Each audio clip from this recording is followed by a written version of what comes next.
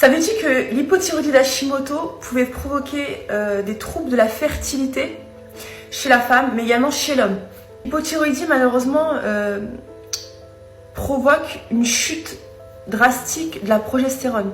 Sans progestérone, tu peux pas tomber enceinte. C'est pas possible. Puisqu'il faut un seuil assez important afin de constituer le tissu, d'accord, toute l'îlot tissulaire qui permet de créer un embryon. Sans ça, c'est mort.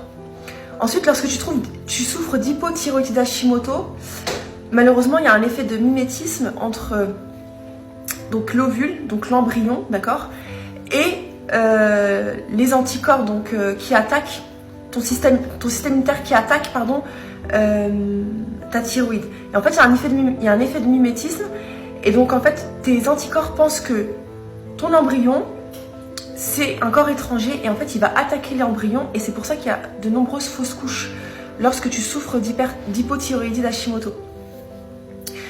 Ensuite, malheureusement, lorsque déjà tu as une TSH qui n'est pas très bonne avant la grossesse, lorsque tu es enceinte, eh bien celle-ci va exploser pendant ta grossesse et tes troubles vont exploser. Et parfois, chez certaines femmes, eh bien, l'hypothyroïdie d'Hashimoto, l'hypothyroïdie tout court, pendant la grossesse, elle se met en veille. Elle ne ressent aucun symptôme. Mais il faut vraiment s'assurer que tu as bien pallié à toutes les carences avant de tomber enceinte.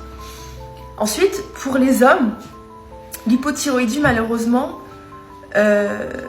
modifie la qualité du spermatozoïde. Si tu as une mauvaise qualité de spermatozoïde, eh bien, soit l'ovule ne peut pas être fécondé, soit ça va être fécondé et ensuite ça va faire des grossesses qui ne tiennent pas, donc des fausses couches, ou soit juste simplement l'embryon ça n'a pas pris